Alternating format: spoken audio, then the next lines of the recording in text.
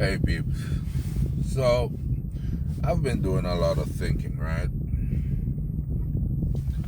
I'm thinking that the president will have to do something in Iran. He thought when he went out there in the waters close to Iran that it was going to be like Venezuela, where he could just blow boats out of the water and nothing happens, right?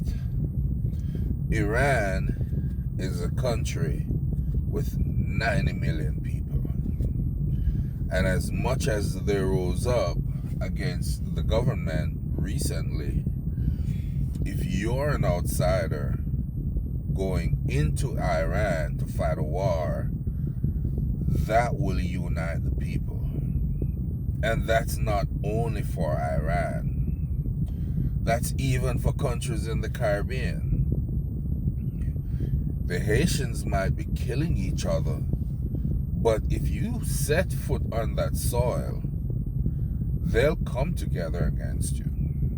Now, with all that build-up, costing the taxpayers billions of dollars, because all those aircraft carriers and those other boats, they don't go out there for free.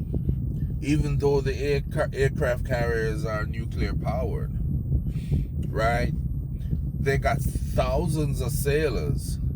I think one of the aircraft carriers carry up to 25,000 sailors, right? So what you gonna do? Embarrass America? Show that America is weak and America going back down to Iran? I hate fucking wars. Nobody wins wars. One side may lose more than the other, but everybody loses. And the world always changes after wars. Especially when it comes to the United States going to war against other countries. Look at Iraq. Look at Afghanistan. Look at Libya. Look at Syria. Even though we didn't officially go to war in Syria, but we bombed the fuck out of them. Right? Have any of those countries gotten better? We say we're trying to spread democracy to those countries, but we bomb them, we kill them, we leave them.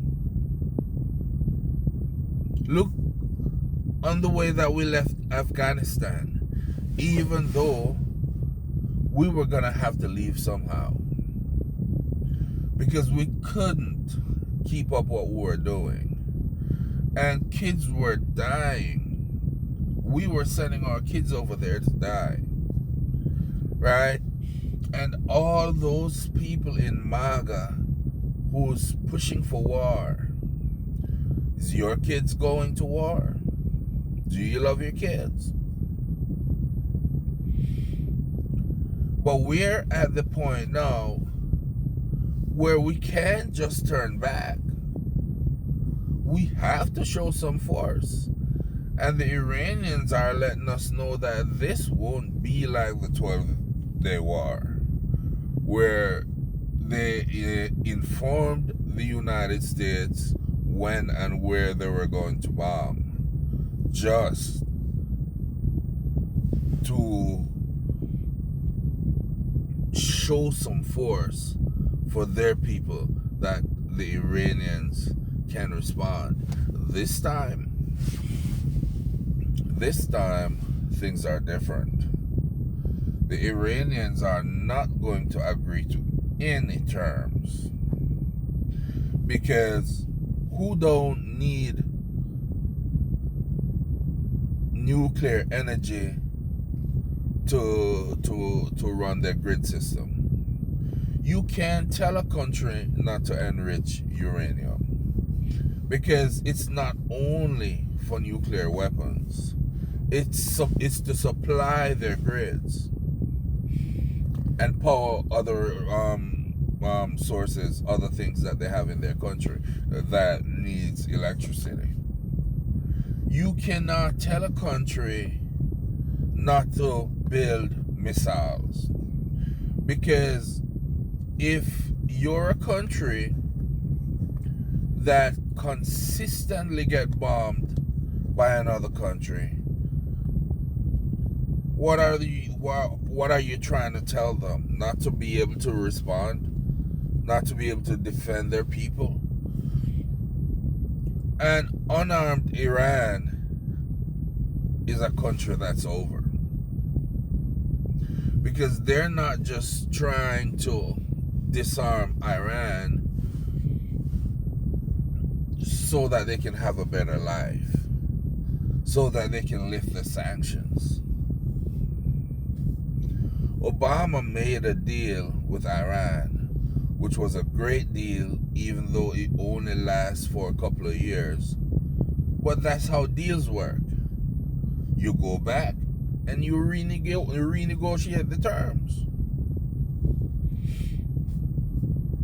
Now, when you sanction the fuck out of that country to where their dollar have no value, what you're trying to do is to suffer the people of that country.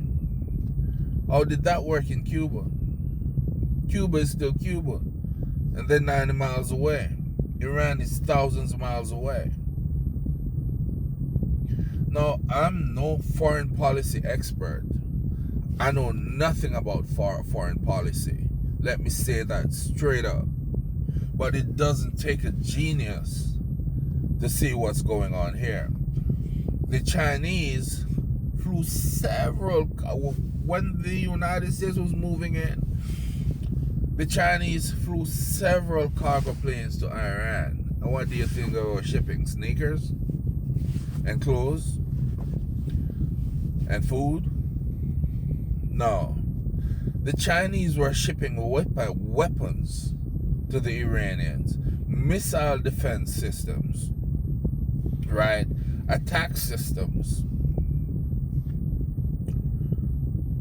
And to me, I think they were shipping stuff to destroy aircraft carriers. The Chinese have not been in a war for over 100 years. We don't know what their weapons do. We've not seen their weapons in war. We don't know what they have, because they're very secretive. And I think the Chinese are using the North Koreans to build weapons, new weapons, because there's no visibility in that country. So we don't know what the fuck we're up against. We could have a fucking aircraft carrier vaporize and disappear in the ocean. A lot of the stuff that we're looking at and we're calling it UFO, we don't know if they're Chinese weapons. Have they ever denied it? What are you going to do, Donald? Because you think everyone's scared of the United States. You think this is the 1950s. You think this is the 1970s. You think this is after the 1990s when the Russians, when the Soviet Union dissolved. This is a different world, and you're an old man who don't read, who don't listen, who don't understand shit. Are you gonna embarrass us? Are you gonna or are you gonna attack Iran? Now you tell me. Which one of those options are good for the people of the United States? Huh? Which one, Donald? You got us there. You show your force. What you gonna do? Turn around, come back, and lap your tail between your legs? Is that what the United States do now? You're the worst president ever.